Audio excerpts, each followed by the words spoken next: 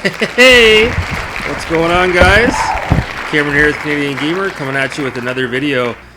Haven't really been too motivated to post a video lately. I don't know what it is. There just hasn't really been a lot to talk about. But today, things are going to change. I've got something to talk about. Now, before we get started, I want to show you, I'm not going to crack it open, but every year they have a collector's edition Absolute Vodka bottle that gets released. And this year is a pretty cool bottle. Here's the limited edition bottle that you can get at your local liquor store right now. So it's like a nice frosted blue glass. I think it's pretty nice. We'll put it up here. So today's rant, man, this has been coming for a while. So as most of you know, I'm a huge fan of racing games, especially during the 6th, the 7th, and a little bit of the 8th generation as well. More recently, I picked up this game, which I've talked about on my channel, which a lot of people hated on this game when it came out, and I thought this was one of the better Need for Speed games of the last several years. And that was Need for Speed Payback, and this is the deluxe edition that has most of the DLC, if not all of it, on there. Really good game. Takes place in Las Vegas, Grand Canyons, really nice picturesque setting.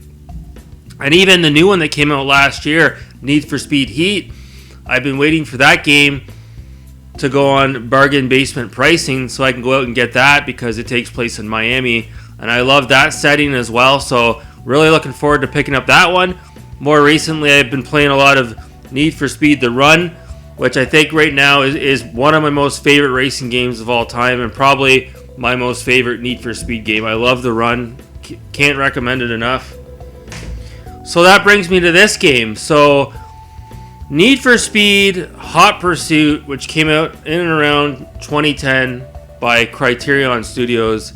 Criterion, most famously known for the Burnout Racing series, was, I guess, acquired by EA at the time, and they shifted their focus to the Need for Speed series. And so they came out with Hot Pursuit.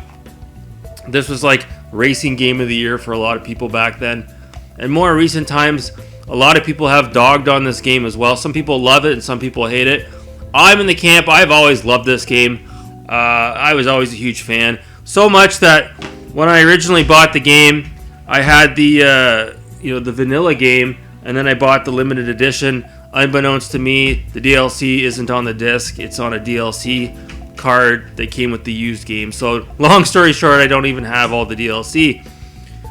So fast forward to a couple of weeks ago, unbeknownst to me and probably everybody else in this world, EA announced that they're coming out with a Hot Pursuit Remaster.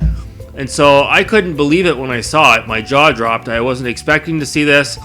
You know, out of all the games they could have remastered in the Need for Speed franchise, for them to do Hot Pursuit, that was just like right up my alley. So I couldn't believe it.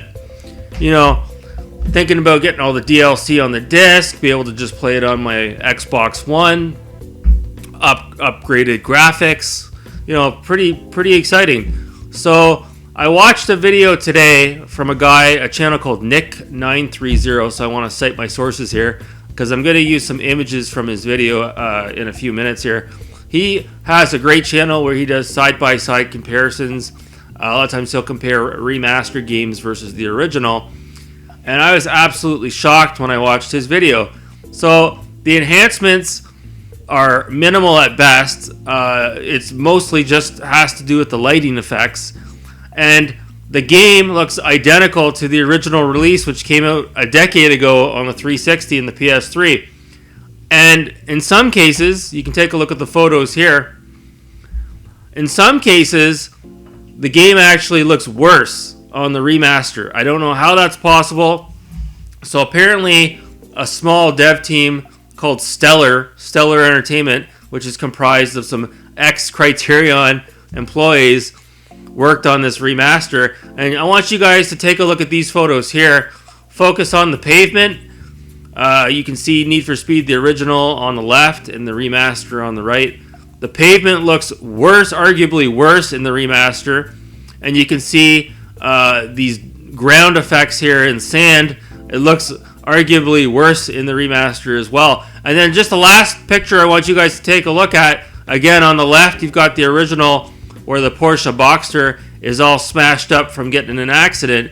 and look at the friggin' remaster. They've taken away all the damage cosmetics. What the hell? So they've actually gone out of their way to make this game look worse. So I can't recommend this game. And more to the point, it's not just this game. It's happening all the time. And it's not just EA that's dialing in these half-baked remasters. We're seeing it all the time. We saw it recently with LA Noire. Let's be honest, there's no difference on the remaster aside from maybe better resolution, whoop-de-doo. But we're getting a lot of remasters, especially on the next-gen consoles, and it's not worth it, man. It's not worth it. You can go out and get this game for $5 to $10, and this game is probably backwards compatible already with my Xbox One, if I'm not mistaken. Whereas you could pay, what is it, $30, $40 to get the remaster?